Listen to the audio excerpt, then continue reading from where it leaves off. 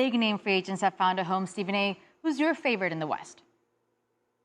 It's hard to say, I got to admit that. I don't like to dance. You understand? I leave that to Fred Astaire, Michael Jackson, or Max Kellerman. I don't like to dance. I like to sit up there and be very straight with it. But I will tell you this. You think about LeBron James, who I think has a chance to be league MVP this year. I think he's going to come back like a monster next year and just wreak havoc. Him with Anthony Davis obviously is incredibly formidable. But then you look at the Clippers collectively. You know what Kawhi could do. You know what Paul George could do. You re-signed Patrick Beverley. Zubac was 21 years of age when the Lakers traded him, a 7-footer who could play a little bit. But Montrezl Harrell, he's still there. Lou Williams, your sixth man of the year, is coming off the bench. You look at what the Clippers have assembled, and to me, it's a pick'em. The Los Angeles Lakers or the Los Angeles Clippers can both make an argument that they're legitimate favorites for the title this year. Both teams in Los Angeles, it's literally a pick'em right now. July 6th, the day Paul George and Kawhi Leonard team up and join forces in LA to automatically create a huge rivalry with newly founded good contender team Lakers, who just traded for Anthony Davis. Now, a lot of you will definitely remember this day and exactly what you were doing. Oh my god, man, it was crazy. Craziest day as an NBA fan. As soon as this started, yes, the next 5 years is going to be LA against LA. But obviously, as we know, this has turned out to be one of the most disappointing rivalries in a long time, which peaked in its first year, and we're going to talk about it. This had to be hands down one of the most hyped up things in all of NBA history. Rightfully so. Obviously, we don't have fucking time machines. We can't just go back in time. Like, boys, stop wasting your time, mate. This is not it. But yeah, the hype was real. You know, it was, to be honest, at the time, it was just those two. It was just LA versus LA. No one else was really in contention. Obviously, yeah, you know, Giannis was still on his come up. Only had just won his first MVP. You know, the Sixers at the time looked good. Were just shit. Boston just lost Kyrie. So, you know, they're looking to prove something. Obviously, Kyrie and KD joined the Nets, but KD would be out for a year. So it's just, you know, a waste year, you could say. But the first taste of action we got, you know, proper action, was opening night 2019. Wow. That was a long time ago. That felt like just yesterday. Clippers won 112 to 102.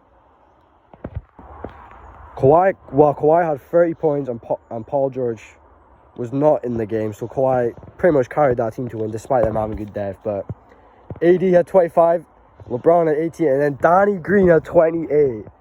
This is something that's going to be popping up quite a bit. Just good role players on the Lakers just scoring over 22. Something which I don't think that even happened. Well, obviously, yeah, Malik Monk, you know, popped off, but not this variety. Despite only being the first game, it was a dominant win for the Clippers.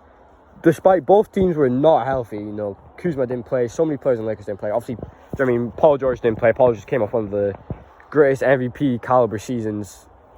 To be honest, came off the best season of his career in OKC. So yeah, not exactly something we can go off, but it was entertaining nonetheless. Now, this is by far the peak of the Battle of LA. Christmas Day game at Staples Center, LA home, at Lakers home court. Lakers lost 111 to 106. Easily one of the most entertaining games of the year. Not just between those two, just the whole year, to be honest. Patrick Beverley, you know, had that clutch block against LeBron when he tried to step back. You know, in clutch time, against LeBron as well. He was talking all that shit all off season and during the season, and he does that against, you know, arguably at the time the best player in the world. See, the scenes were crazy, and also Clippers go on to win. This was a very weird time for the Lakers, as you know. They were at full strength. They're on a 4-game losing streak, and now they've just lost to the Clippers. It was looking very rough to them, looking very rough for them. But despite that, AD and LeBron both had 24 and 25 each, while Kuzma had 15 in the first quarter, which once again, LA, you literally had good role players, and now you're just, you know what I mean, we'll get into that in a later video. But yeah, role players somewhat saving LA. Also, you know, we'll get to that in a bit, how they do. But for this point, it was just Clippers on top. If you asked anyone on December 2019 who was going to win the championship, 90% of them would say the Clippers. So the next game they would play This would be LA's crazy run, you know, in LeBron's MVP run as well, where they beat the Bucks and the Clippers, beating the Clippers 112 to 103.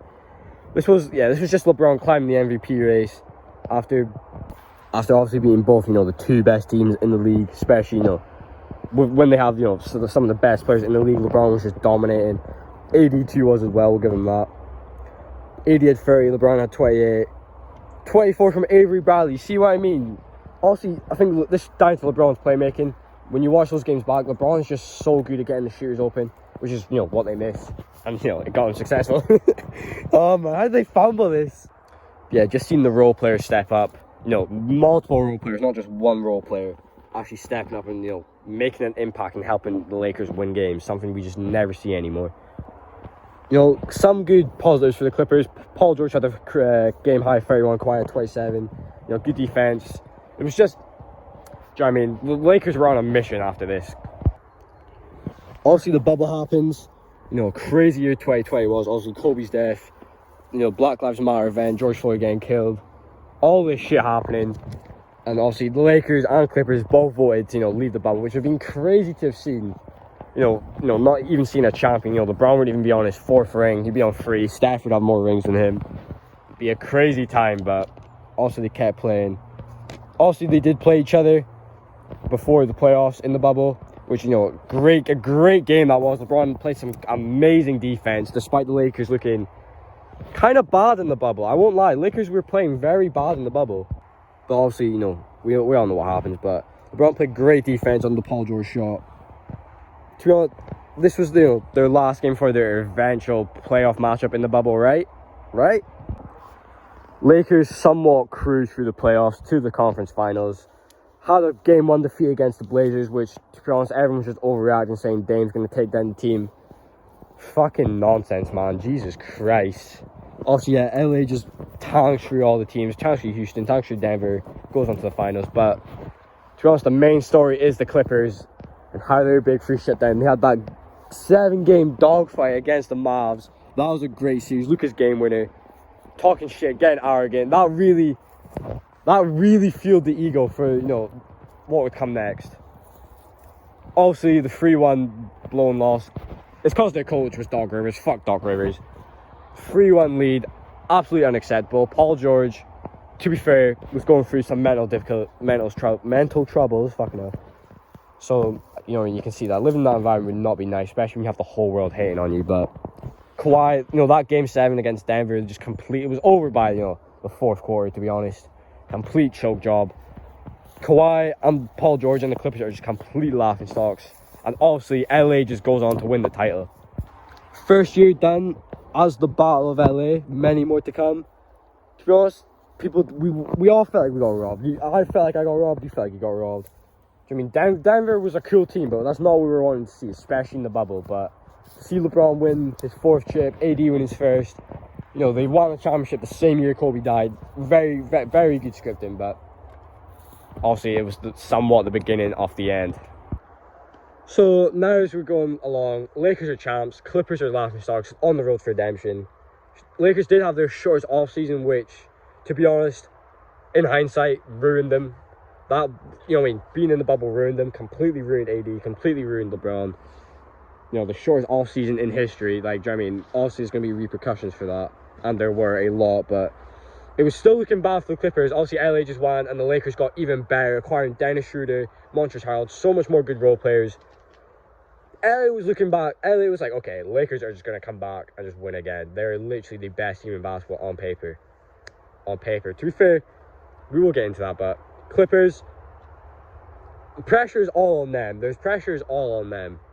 But as the 2020-2021 season was going on, it was really just LA Lakers and Clippers just fighting for the 1 seed until, you know, to a certain point. But they were just balling out. The Lakers were looking great. Clippers were, you know, obviously Paul George and Kawhi are somewhat missing games, but you know when they're healthy, it's just going to be the, a conference finals matchup between them two. As they're looking to be the number 1 and 2 seed as well.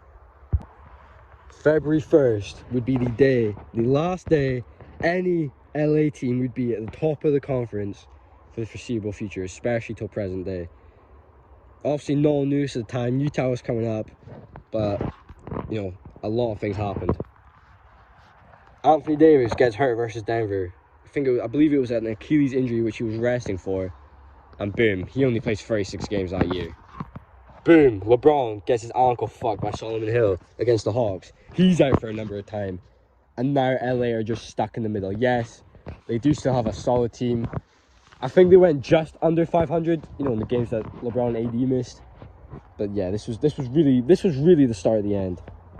Obviously, because of this, the Lakers would fall to the 7th seed, and the Clippers, who are somewhat kind of facing injuries, became the 4th seed. The Lakers would face the Suns in the first round, eventually losing to the much better team. LA was up 2-1, and it just did not, AD just could not play a game. He just was so injured. LeBron hardly had any time. Dennis Schroeder was fighting illness. There's something so wrong with that team, that somewhat time period, which, to be honest, we all saw, if that LA team was, obviously health is such a thing to, say, because you can say it for any year, oh, this was healthy, they wouldn't win. Do you know what I mean? But Lakers or Clippers, I would say Lakers, well, that's not the point I'm trying to make. Lakers-Clippers would be a conference finals matchup if LeBron and AD did not get injured, which is hard. Oh, we got robbed, man. But Clippers looking good. They had a good first round matchup once again. And then they just kept on fighting. Obviously, they played the Mavericks in the first round again. They beat Luka once again. It was annoying to see Luka not in the second round. But they beat Luka. Kawhi's being Kawhi again. Paul George has redeemed himself after the bubble. They're just looking unstoppable. They play the Jazz in the second round. Make so many comebacks. Ty Lue came on the map as an elite coach. He's a top 3 coach in the NBA. But then, as unfair as the NBA is, Kawhi would tear his ACL and would be out for the foreseeable future. At this moment, it was like, okay, Utah could probably win this series. And, once again, the LA teams have just been underwhelmed by circumstances, which are always tough. But Paul George, being the superstar that he is, completely carries the team to the first conference finals of their franchise history. Complete, absolute monster Paul George is. Obviously, that Suns series wasn't perfect for him, but you have to give him credit. That man put the team on his back and was just elite. Played elite basketball, played elite defense. Definitely one of the best players in the world. But the Clippers do lose to the Suns.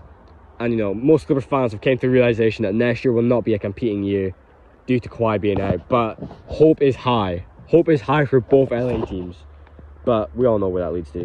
And in the summer of 2021, the Lakers would make one of the worst decisions in their franchise history by trading a lot of draft capital, Kyle Kuzma, KCP, for Russell Westbrook. Which, if you were, awake during the time that trade happened, it would only be about 5 minutes before the Russell Westbrook trade was announced that Buddy Hield would be going. Which, absolutely crazy to think about it. One of the biggest butterfly effects in all of NBA history. Buddy Hield stays in Sacramento. Russell Westbrook goes to the Lakers. And now it gets awkward. Obviously, from last season, the Clippers would just dominate, the Lakers, despite not having Kawhi. Just because, how bad that fit and the Lakers were. But, the Lakers did take a noticeable dip, as you know. Well, the LA rivalry took a noticeable dip as, so many teams were just coming up. So many more rivalries were being made. And, more teams were being competitive. In present day, the Lakers are 2-9 and the Clippers are 7-5. LeBron is not the same anymore. Especially this season. Age has finally gone to LeBron, which is heartbreaking to say. Horrible to see LeBron just regress like this. Obviously, it's bound to happen. The fact he's even in year 20, averaging 25 points per game is amazing. Probably will be the goal when he retires. AD has noticeably regressed at 29 or 28. It's not what the Lakers were expecting. Obviously, Westbrook does not fit in the team. Obviously, he's coming off the bench, and he is looking pretty good, but he does not fit on that team. Obviously, we saw him in Washington. He was pretty MVP numbers. Do you know what I mean? He does not fit in that LA system and that team. Obviously, 3 max players and minimal contracts around 3 superstars that's not a formula to win in the NBA. It should never be a formula because you need shooting. You need shooting. So, well, this is the Lakers' foolishness and maybe LeBron's for allowing that trade to happen for Westbrook. As for the Clippers, they look to be championship favorites this year, despite Kawhi just doing what he did in San Antonio. He's just not playing games. Who knows what this could really turn into? And it, let's say it turns into Kawhi just not playing for LA, leaving. He did sign a contract extension, but you get where I'm going with this. This could be absolutely disappointing. Yeah, we have no idea what's going on with Kawhi. Hopefully, something. Hopefully, he just comes back because Clippers need to get that redemption. Despite Lakers having a dynasty right in their hands, and the Clippers still having a potential, not really a dynasty, but Clippers still having that championship aspirations in their hand, the Lakers just let go, completely fumbled it. Their whole problem was really just over worrying. Oh no, Dennis Schroeder and that was, everyone was injured this year. Let's just trade them all, which, their biggest mistake. Fair enough, trading the 2020 championship team away. You tried to look better, and you did get better. But it's getting rid of all the other assets for what they did. And just a snap of a finger in an offseason, Lakers go from potential dynasty to lottery team, to one of the worst teams in the NBA, to having one of the worst offenses in the NBA. Even not owning their own picks. Craziness. What should LA do? What should the Lakers do? Trade LeBron or trade AD. Trade AD. Trade Westbrook. Get shooters. Surround them with LeBron. Get a good second starter that's actually reliable. I can actually shoot threes against LeBron, and boom, LeBron could win a championship in his last few seasons in LA. Will they do it? Absolutely not, but I hope you enjoyed.